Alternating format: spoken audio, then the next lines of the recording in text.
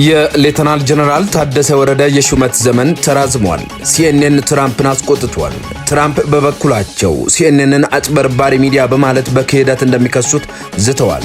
ሲኤንኤን ግን መረጃውን ያገኘው በኢራን ጉዳይ ከሚታወቁ የአሜሪካ ባለስልጣናት መሆኑን በመግለጫው አስታውቋል። ኢራን ያለምን ዕዳ ብቻዋን ከፍላለች። ኢራናውያን ያለ ስስት በአንድነት ቆመው በአገራቸው የተጋረጠውን ፈተና ቀልብሰዋል። ኢራን ድል አድርጋለች። አሜሪካና ኢራን የሆርሙዝ ወሽመጥን ለመክፈት ከተስማሙ በኋላ የነዳጅ ዋጋ ቀንሷል።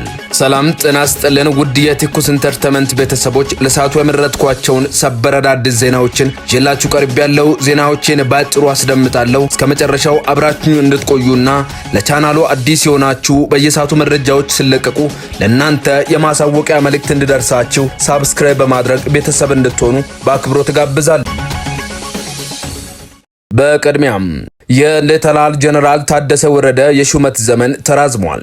የፌዴሪ ጠቅላይ ሚኒስትር ዶክተር አብይ አህመድ የትግራይ ክልል ጊዜያዊ አስተዳደርን በፕሬዝዳንትነት ወይም በርዕሰ መስተዳድርነት እየመሩ የሚገኙትን የሌተናል ጀነራል ታደሰ ወረደን የሥራ ዘመን ለአንድ ተጨማሪ ዓመት አራዝመዋል። ሹመቱ የተራዘመው ባለፉት የአንድ ዓመት የሥራ አፈጻጸም ሪፖርት ላይ በመመርኮዝ ሲሆን አዲሱ የሥራ ዘመን ከሚያዝያ 01 ቀን 2018 ዓ.ም ጀምሮ ለሚቀጥለው አንድ ዓመት የሚጸና ይሆናል ተብሏል። አስተዳደሩ የትግራይን ክልል ወደ መደበኛ ሰላምና ልማት ለመመለስ በሚደረገው ጥረት ውስጥ አካታች ሆኖ እንዲቀጥል ታስቧል። የሹመት ማራዘሚያው ጀነራሉ ላለፈው አንድ ዓመት ባቀረቡት የሥራ አፈጻጸም ግምገማ ላይ የተመሰረተ ነው ተብሏል።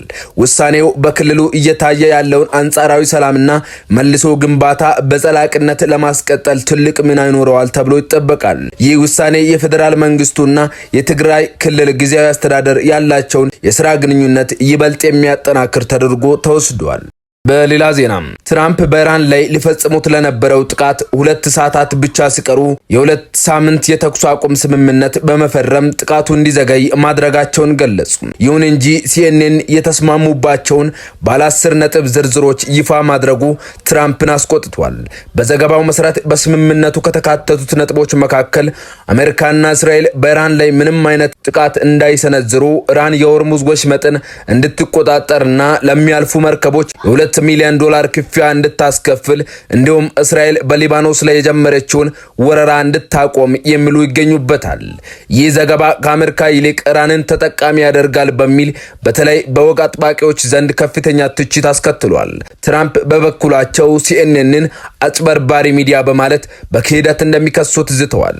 ሲኤንኤን ግን መረጃውን ያገኘው በኢራን ጉዳይ ከሚታወቁት የአሜሪካ ባለስልጣናት መሆኑን በመግለጫው አስታውቋል። በሌላ በኩል በእስራኤል ጠቅላይ ሚኒስትር ቤንያሚን ኔታንያሁ በስምምነቱ ውስጥ ሊባኖስን የተመለከተ የተስማሙበት ጉዳይ እንደሌለ አስተባብለዋል። ምንም እንኳን አስታራቂዋ ፓኪስታንና ተደራዳሪዋ ኢራን የሊባኖስ ጥቃት እንዲቆም በስምምነቱ ላይ መካተቱን ቢገልጹም ኔታንያሁ ግን ይህን ውድቅ አድርገዋል። ከአንድ ቀን በፊት ኢራንን እንደሚያወድሙ ሲዝቱ የነበሩ ትራምፕ ዛሬ ለመካከለኛው ምስራቅም ሆነ ለዓለም ታላቅ ቀን ነው ብለዋል። አሜሪካ በኢራን የወደሙ መሰረተ ልማቶችን ለመገንባት ድጋፍ እንደምታደርግም ገልጿል። እንደ ትራምፕ ገለጻ ኢራን የሆርሙዝ ወሽመጥን ደህንነቱ ተጠብቆ ሙሉ በሙሉ ክፍት እንዲሆን የተስማማች ሲሆን አሜሪካ 15 ነጥቦችን ያካተተ የተኩስ አቁም ስምምነት መፈጸማቸውን ገልጸዋል። ኢራን ያለምን ዕዳ ብቻዋን ከፍላለች። ኢራናውያን ያለ ስስት በአንድነት ቆመው በሀገራቸው የተጋረጠውን ፈተና ቀልብሰዋል። ኢራን ድል አድርጋለች። ዓለም የፈራው ጦርነት በተኩስ አቁም ስምምነት ሲገታ ጦርነቱን ጨርሶ ለማቆም ኢራን 10 ነጥቦችን በቅድመ ሁኔታነት አስቀምጣ ነው ድርድሩ የተጀመረው። አሜሪካ እነዚህን 10 ነጥቦች ከተቀበለች በኋላ ወደ ተኩስ አቁም ስምምነት ገብተዋል። ለመሆኑ እነዚህ 10 የኢራን ቅድመ ሁኔታዎች ምንድናቸው የሚለውን ስንመለከት በመጀመሪያ ከዚህ በኋላ በኢራን ላይ ወረራ ወይንም ትንኮሳ ላይደረግ የማረጋገጫ ዋስትና መስጠት። ሁለተኛው ከዚህ በኋላ የሆርሙዝ ሰርጥን በኢራን ቁጥጥር ስር ሆኖ ይቀጥላል።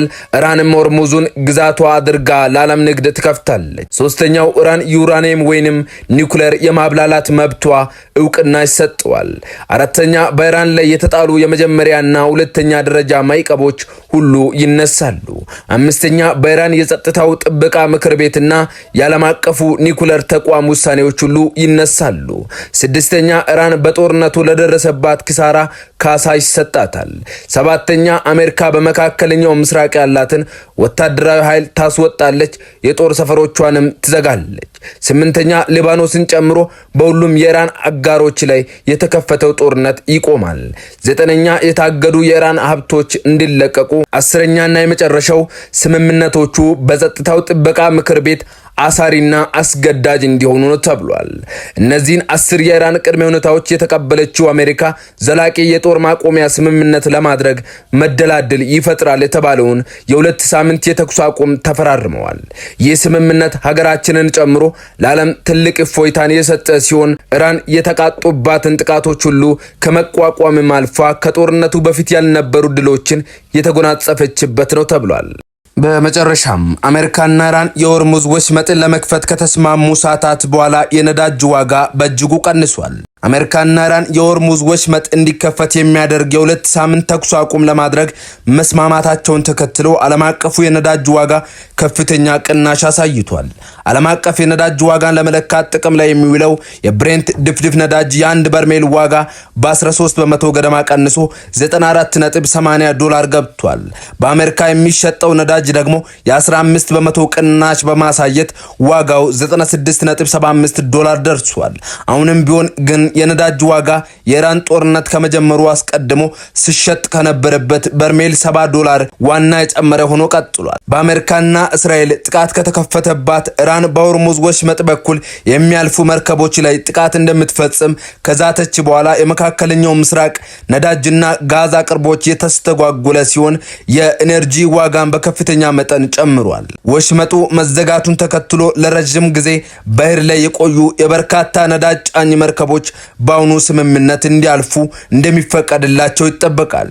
የመርከቦቹ ማለፍ ለዓለም አቀፍ የነዳጅ ገበያ ላይ ትልቅ እፎይታ እንደሚሆን ባለሙያዎች እየተናገሩ ይገኛሉ። ክቡራን አድማጮች ለሰዓቱ ያስኳቸው መረጃዎች እስካሁኑ ናቸው። ስለተከታተላችሁኝ ከልብ አመሰግናለሁ። በሌላ ዜና በድጋሚ እንገናኛለን። ሰላም ለኢትዮጵያ።